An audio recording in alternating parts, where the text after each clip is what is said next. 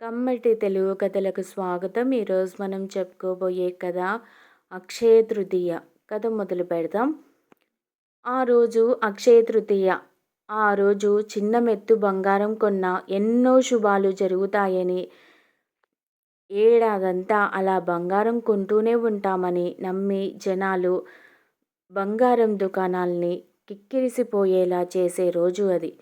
కొంగు బంగార్రాజు కొత్తగా బంగారు నగల దుకాణం ప్రారంభించిన తర్వాత మొదటిసారి వచ్చిన అక్షయ తృతీయ ఆ రోజు.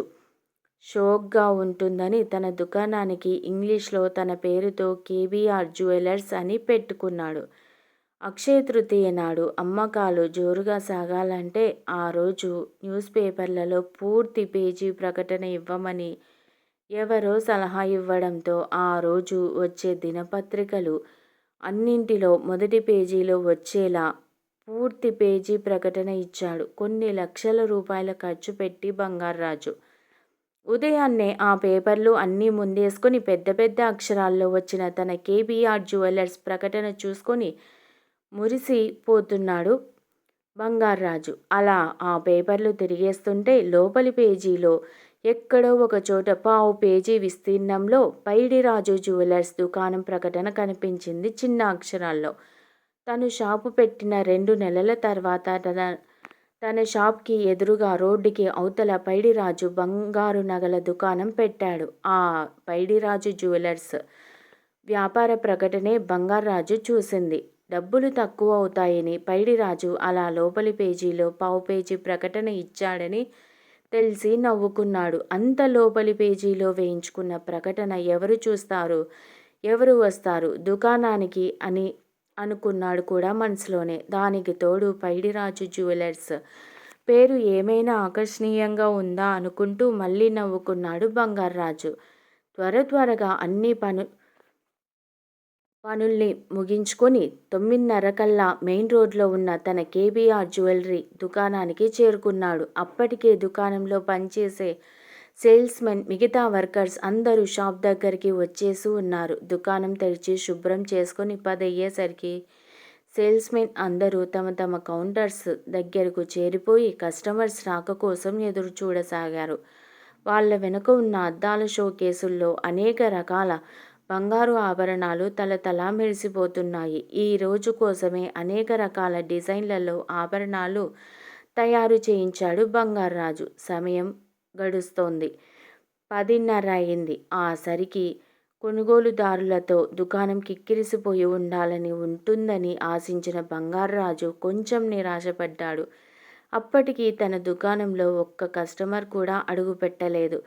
పైగా తన షాప్కి ఎదురుగా తన దుకాణం కంటే చిన్నదైన పైడిరాజు జ్యువెలర్స్ అప్పుడే కొనుగోలుదారులతో సందడిగా కనపడుతుంది. సమయం 11 గంటలు దాటింది. బంగార్రాజు దుకాణంలో కొనుగోలుదారుల జాడే లేదు. అదే సమయంలో పైడిరాజు జ్యువెలర్స్ కస్టమర్స్తో కిటకిటలాడుతుంది. బంగార్రాజుకి ఆశ్చర్యం కలిగింది. అదేమిటి అన్ని పేపర్లలో తన దుకాణం గురించి ఫుల్ పేజీ ప్రకటనలు ఇచ్చాడు కదా.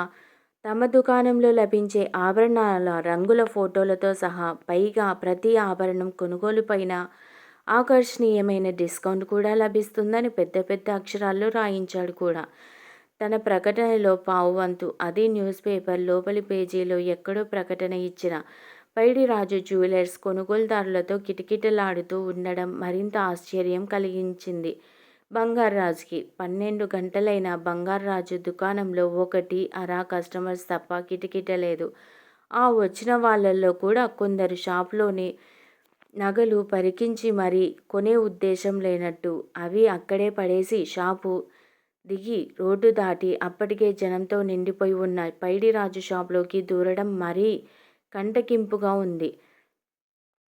ఎందుకిలా జరుగుతుంది అర్థం కాక జుట్టు పీక్కోవడానికి ప్రయత్నించబోయి తనది బట్టతల అని గుర్తుకు రావడంతో ఆ ప్రయత్నం విరమించుకున్నాడు. రాత్రి 8 గంటల వరకు పరిస్థితిలో మార్పు రాలేదు. ఎదురుగా కనిపిస్తున్న పైడిరాజు షాప్లో ఇంకా అమ్మకాలు జోరుగా సాగుతున్నాయి. కానీ తన షాప్లో అమ్మకాలు అంతంత మాత్రమే.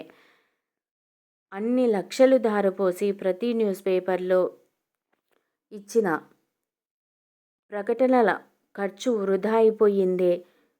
రాత్రి 10 గంటలకు కూడా పరిస్థితిలో మార్పు లేదు. చివరికి 11 గంటలకు వర్కర్స్‌ని పంపేసి దుకాణానికి తాళాలు వేసి బయటికి వచ్చాడు బంగార్రాజు. అదే సమయానికి పైడిరాజు చివరి కస్టమర్‌ని కూడా పంపేసి తన దుకాణం సర్దేసి తాళాలు వేసేశాడు. బరువైన క్యాష్ బ్యాగ్‌తో తన బండిలో ఇంటికి బయలుదేరి వెళ్ళిపోయాడు.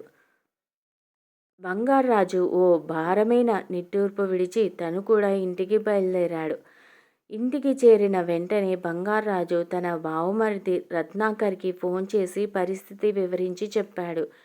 తను అన్ని పేపర్లలోనూ పూర్తి పేజీ ప్రకటనలు అది మొదటి పేజీలో ఇచ్చిన స్పందించని జనం, పావు పేజీ ప్రకటన మాత్రమే ఇచ్చిన పైడిరాజు దుకాణం మీదికి ఎగబడడంలోని ఆంతర్యం ఏమిటో అర్థం కావడం లేదని వాపోయాడు. బంగార్రాజు బావమరిది రత్నాకర్ గొప్ప మేధావి అని వాళ్ళ కుటుంబాల్లో గొప్ప పేరుగాంచాడు. ఎవరికి ఏ సమస్య వచ్చినా మంచి మంచి సలహాలు ఇచ్చి ఆపదలను తొలగిస్తాడని అందరూ నమ్ముతారు. జరిగినది అంతా విన్న రత్నాకర్ ఫోన్లోనే పెద్దగా నవ్వేశాడు. చిన్నగా నవ్వితే ఫోన్లోనే బావగారికి వినిపించదని.